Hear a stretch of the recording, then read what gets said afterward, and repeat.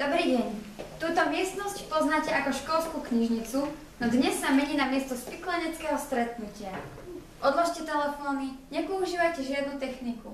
Vstúpite do tajného spolku. Aby ste sa dozvedeli viac, musíte prisahať na príručku slovenského právopisu. Poprosím pani učiteľku, aby mi prišla položiť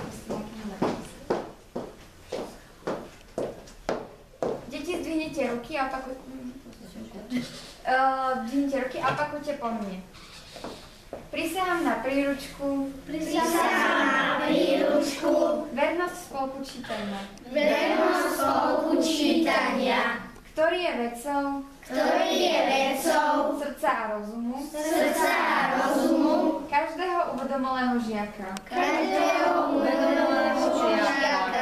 Budem veľa čítať. A premýšľať nad vecami prečítanými. Všetko, čo tu budem počuť, si zapamätám a využijem. Pozrite, pri sa sme oživili sochy. Prosím, predstavte sa. Čaute, moje meno je Ľudovít Štúr. Narodil som sa v Záji-Ohrovci. Taťuško sa volal Samuel a mamuška Anna. Taťuško bol učiteľom a od neho som získal aj základné vzdelanie. Keďže som v podstate od malička študoval, bol som tak trochu útlý a toho si všimli aj istí ľudia na univerzite v Hale a odporúčili mi jazdu na koni, šerm a gymnastiku. Na osvetovom spolku Tatrín ma poverili vypracovaním novej spisovnej slovenčiny. Tu som spoločne s Hodžom a Hurbánom na fare Hlbokom uzákonil. Zomrel som úplne normálnym spôsobom. Keď som preskakoval jarok, postrelil som sa do nohy a keďže lekárnictvo bolo vtedy také, aké bolo, zomrel som na otravu krvi. Chlapci, však som na ženy zabudol. Vo svojom živote som ich spoznal aj veľa, ale páčili sa mi iba dve. To bolo najskôr táto a táto. To sa vám teraz predstavia. Moje meno je Mária Pospíšilová. Narodila som sa 13. septembra 1821 do rodiny plnej spisovateľov. Môj otec bol významný vydavateľ a brat spisovateľ, vďaka ktorému som sa spoznala s mladým mužom, ktorého som si hneď obľúbila. Tým mužom bol práve Ľudovít Štúr. Raz si údajne omylom poranil ruku a starala som sa o neho, až kým nebol v poriadku. Keďže sme si v mnohých smeroch rozumeli a mali sme podobné názory, Ľudovít aj dlho potom, čo odišiel, mi písal listy pod falošným menom. Keď však Štúrovci uzavreli dohodu o neoženení sa a vernosti svojej vlasti, v niekoľkých listoch a básni rozlúčenia mi dal svoje posledné s Bohom. Niekoľko rokov na to som si vzala nemeckého lekára, no na Štúra už nikdy nezabudla. Moje meno nie je až tak veľmi známe, no kvôli jednému mužovi ma možno niektorí budete poznať. Som dcéra Zemana Mikuláša Ostroľudského. Našim rodovým sídlom je Ostrá Lúka. S Ľudovitom nás spája dlhoročné priateľstvo. Prvýkrát som Ľudovita Štúra stretla v Zemianskom podhradí. Môj otec pomohol Štúrovi stať sa poslancom za slobodné mesto Zvolen. Ovládam 5 jazykov. Angličtinu, nemčinu, taliančinu, španielčinu a maďarčinu.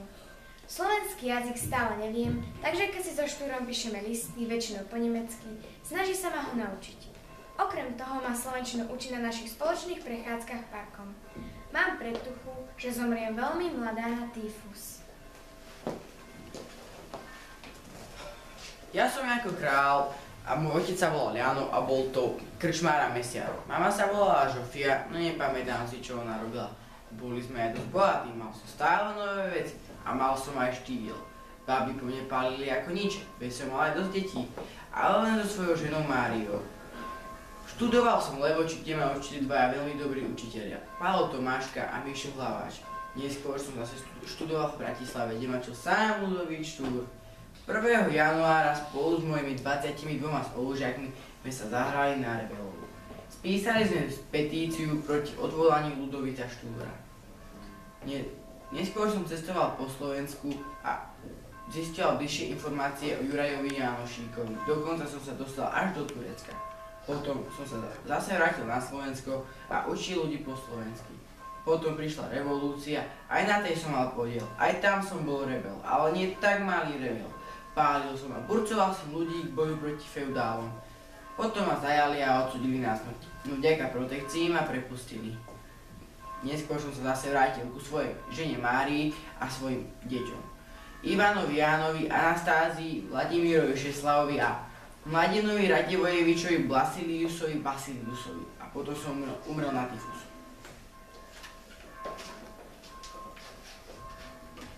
Zdravím vás. Moje meno je Janko Matúška, vlastným menom Vlastimil. Žil som v Dolnom Kubíne s tatkom Jurom a s mamkou Zuzou. Študoval som na Bratislavskom liceu, kde som sa zoznámil aj so Štúrovcami. S Jankom Kráľom, tu na mojim kolegom, ma spájalo nielen štúdium, ale aj celoživotné kamarátstvo. Našu slavnú hymnu, ktorou som známy, som napísal na námet piesne Kopala studenku, ktorú možno poznáte. Keďže som teda aj tvorcom, textárom, rozhodol som sa kúsok z nej zarecitovať. Na Tatrov sa blízka, hromy divo bijú, zastavme ich bratia, veď sa oni spratia, Slováci ožijú. To Slovensko naše posiaľ tvrdo spalo, blesky hromu zbudzujú ho k tomu, aby sa prebralo. Moja oficiálna verzia bola o niečo dlhšia ako je v dnešnej podobe, no čo už, všetko chcete moc jednoduché. V kruhu poprednej generácii Štúrovcov som sa prejavil ako nadaný básnik a počas mojho života bola vydaná iba jediná kniha Siroty. A následne som umrel na závažnú chorobu. Čaute, volám sa Andrej Sladkovič, vlastným menom Braxatovič. Pochádza z rodiny tatka Andreja a mamky Terezie. Vyučoval som v dome Pišlovcov, kde som spoznal svoju lásku Marínu Pišlovu. Spolu so Samom Jurkovičom som založil Slovenské národné divadlo, aby bolo na čo pozerať.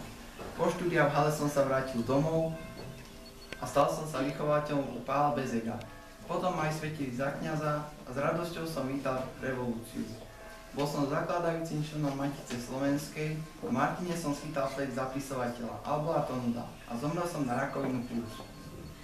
Na začiatok sa vám predstavím. Som Marína Pišlová, neskôr Geržová a zároveň postava z básne Andreja Sládkoviča. Všetko sa to začalo v Banskej Štiavnici, kde som sa 8. septembra 1820 narodila do rodiny Pišlovcov, ktorí patrili k bohatšej vrstve. Rok 1839 sa navždy vpísal do môjho srdca. Stalo sa niečo, čo navždy zmenilo môj život. Vtedy som prvýkrát uzrela svojho milého, ktorý k nám nastúpil ako domáci učiteľ. Dejiskom našej legendárnej lásky boli ulice Banskej Štiavnice, kde sme sa chodili prechádzať a rozprávať. Čas s ním utekal tak rýchlo, že až vtedy som si uvedomila, čo je to žiť. Bohužiaľ, moji rodičia boli proti našej láske, pretože on bol z nižšej vrstvy. V roku 1840 odišiel Andrej študovať na Evangelické líceum do Bratislavy a na znak vernosti sme si vymenili prstenie. Ja som mu darovala zlatý a on mne strieborný s belasou nezábudkou.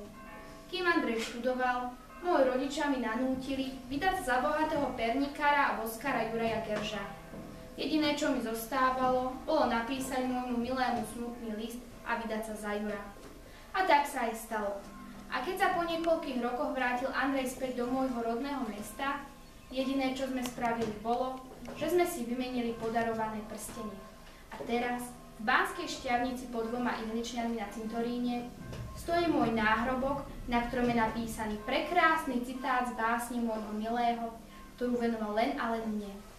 Možno mi tvojich úst sa odrieknúť, možno mi ruku nedostať, možno mi v diaľky žiaľni utieknúť, možno mi nemilým ostať, možno mi ústam s medom umierať, možno mi žialiť v samote, možno mi život v púšťach zavierať, možno mi nežiť v živote, možno mi seba samého zhubiť, nemožno mi ťa neľúbiť.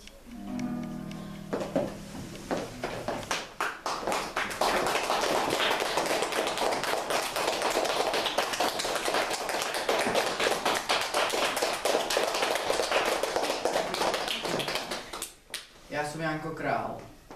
Ja som Mária Pospíšilová. Andrej Sladkovič. Marína Pišlová. Janko Matúška. Adela Ostrovská. Ľudovíč Štúr.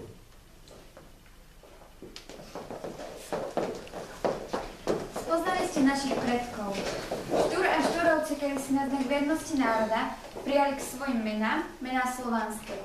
Z lásky k našim národovcom vás aj my teraz pokrstíme slovanskými menami. Blahoslav, Stanislav, Bronislava, Jaroslav, Hranislav,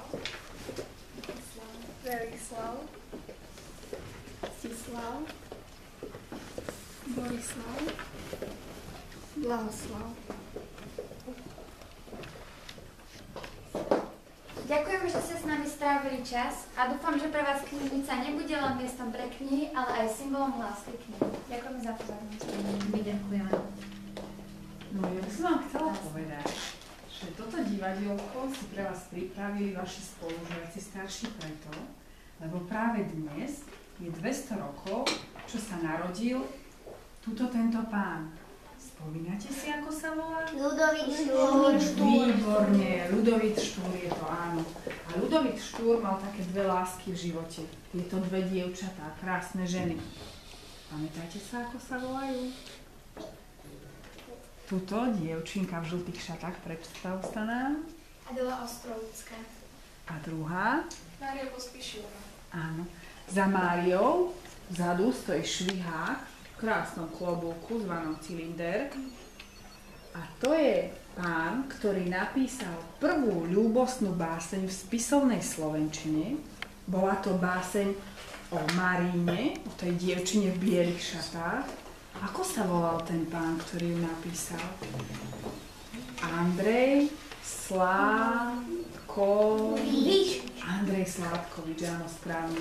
Za Marinou tam ten väčšine zachmúrený, zvláštny, čudný, divný doslova, divný Janko. Janko Král bol zo Štúrovcov najrevolučnejší. Ako ste počuli, pálil, burcoval a ostatných vyzýval k tomu, aby bojovali za svoj národ. Pred ním, ten pán s gitarou, to je Janko Matuška. Jeho pieseň zaznie vždy, keď vyhrajú naši športovci, keď sa stanú majstrami sveta. Ako sa volá tá pieseň? Hymna. Hymna, výborne. Tak text tej hymny napísal Janko Matuška. Budete si teda z dnešného dňa niečo pamätať? Áno, dobre. Tie krstné listiny, ktoré ste dostali, vám zostanú na pamiatku. Dobre? Ďakujeme veľmi pekne, že ste k nám prišli a že ste boli také dobré publikum, ktoré krásne vie tlieskať.